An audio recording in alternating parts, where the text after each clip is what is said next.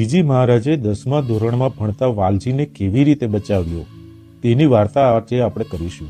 તો મિત્રો, તમે આ ચેનલ ઉપર જો નવા હોય તો ચેનલને સબસ્ક્રાઇબ કરી લેજો અને વિડીયોને લાઈક કરી લેજો. અને ધાર્મિક વિડીયો છે માટે સર્વે લોકોને તમે શેર પણ કરી. સૌરાષ્ટ્રમાં આવેલા જેતપુર ગામની આ ઘટના છે. જેતપુરમાં એક નાનજીભાઈ નામના એક આત્મનિવેદી ભગત રહેતા હતા. તે ખૂબ સેવાપરાયણ હતા. તેમના ઘરેથી પણ ખૂબ સેવાપરાયણ હતા. પૈસા ટકે પણ સુખી પરિવાર હતું અને સુખીથી રહેતા હતા. ઘણા સમય પછી શ્રીજી મહારાજે તેમને આશીર્વાદ રૂપી એક બાળકનો જન્મ. તે બાળકનું નામ તેમને વાલજી નામ પાડ્યું હતું. વાલજીને ખૂબ લાડકોટથી ઉછેર્યો હતો અને તેમને ખૂબ જ ભક્તિપરાયણ કર્યો હતો. તેમને શીખવાડવામાં આવ્યું હતું કે કોઈ પણ કામ કરતા પહેલા ભગવાનનું નામ લેવું, કોઈ પણ વસ્તુ ખાતા પહેલા ભગવાનને ભોગ ધરવો, એ પણ આપણે જીવનમાં કંઈ પહેરીએ ઓઢીએ, કઈ પણ વસ્તુ આપણે લઈએ તે ભગવાને જ આપણને આપેલી છે તેવી રીતે સંબોધીને આપણે ચાલવું. વાલજીના મગજમાં આ જે વાતો હતી, આ જે સંસ્કાર હતા તે બરાબર ફિટ થઈ ગયા હતા. તે જેમ જેમ મોટો થતો ગયો તેમ તેમ ભગવાનની પૂજાપાઠ કરતો અને પછી તેમનું ભણવાનું કે રમવાનું જે પણ કામ હોય તે ભગવાન ભેળા ભળે છે અને ભેળા ભળીને તેમની સાથે જ રહે છે તે પ્રમાણે તે કામ કરતો હતો.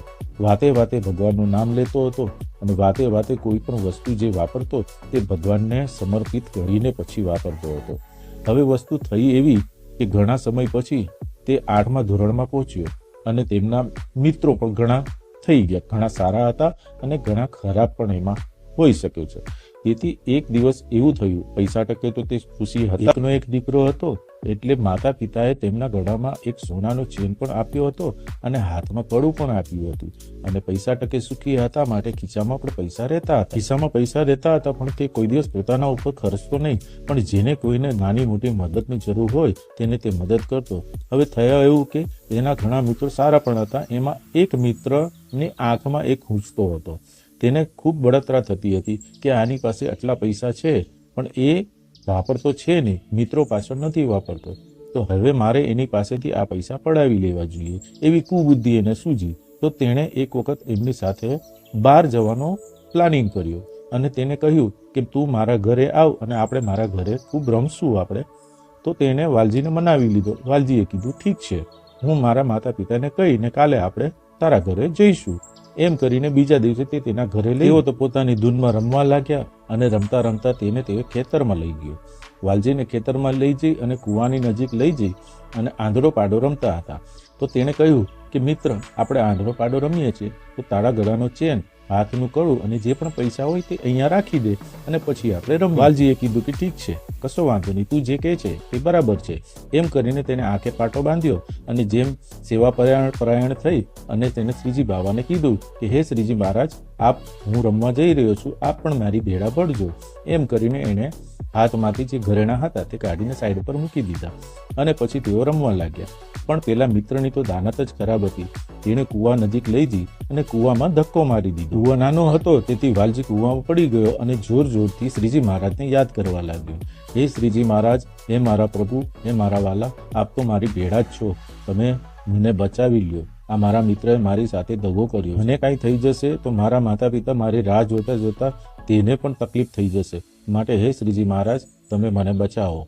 એમ કહ્યું ત્યાં તો શ્રીજી મહારાજ તબડક તબડક કરતા માણકી ઉપર પધાર્યા અને એક સ્વરૂપમાં નહીં, 12 સ્વરૂપમાં ચારે બાજુ જુઓ તો માણકી ઉપર બિરાજમાન શ્રીજી બાવા પધાર્યા. વાલજીના મિત્રને ચારે બાજુથી શ્રીજી મહારાજે ઘેરી લીધો અને તરત જ શ્રીજી મહારાજે હાથ લાંબો કર્યો અને વાલજીને બચાવી લીધો. તેની સામે તેમના મિત્રને ધક્કો મારી અને કૂવામાં ધકેલી દીધો. તેને સબક શીખવાડવા માટે શ્રીજી મહારાજે આવું કર્યું.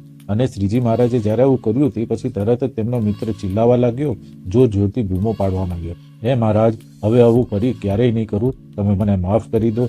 હે વાલજી, મેં તારી સાથે જે કર્યું એની માફી માંગુ છું, મને બચાવી લે મારા મિત્ર, હવે હું ફરી આવું ક્યારેય નહીં કરું. તેથી સ્વામિનારાયણ બાપાએ તેમને બચાવી લીધો અને બહાર કાઢીને તેને કહ્યું કે જીવનમાં ક્યારે પણ નાની મોટી લાલચ માટે ક્યારે કોઈની સાથે દગો ન કરવો અને ખોટું પણ નહીં બોલવું. તેમ કરીને તેને તેના મિત્રને માફ કરી દીધા. પછી વાલજી તો શ્રીજી મહારાજના પગે પડ્યો અને જોર જોરથી રડીને કહેવા માંડ્યો, હે શ્રીજી મહારાજ, આપ ના આવ્યા હોત તો મારું કોણ થાત, મારા માતા પિતા ચિંતા કરતા રહેત અને મારે મૃત્યુ પામવું પડત, પણ હે શ્રીજી મહારાજ, આપે મને બચાવી લીધો. આપ ના આવ્યો હોત તો મારું શું થાત? શ્રીજી મહારાજે જવાબ આપ્યો કે હું તો આવું જ ને, તને બચાવવા માટે કેમ ના આવું? કારણ કે તે મને યાદ કર્યો હતો રમતા પહેલા કે ભેળા ભળજો, રમવામાં તો હું તમારી સાથે હતો જ. અને જે પણ કોઈ આત્મનિવેદી થઈ, સેવાપરાયણ થઈ, સંપૂર્ણપણે મને સમર્પિત થઈ અને મને જે યાદ કરે છે તેને દરેક તકલીફોમાંથી હું બહાર કરી જ લઉં છું. અને તું તો મારો વાલો ભગત છે, તને તો બચાવું જ ને. આ રીતે શ્રીજી મહારાજે વાલજીને બચાવી લીધો. તો મિત્રો, આ જ રીતે શ્રીજી મહારાજ જે પણ તેને સેવાપરાયણ થઈને રહે છે, આત્મસમર્પણ કરીને પૂરી રીતે સમર્પિત થઈને રહે છે, તે શ્રીજી મહારાજને ખૂબ જ વાલા લાગે છે અને શ્રીજી મહારાજ તેની મદદે જરૂર ને જરૂરથી આવે છે. જય સ્વામિનારાયણ.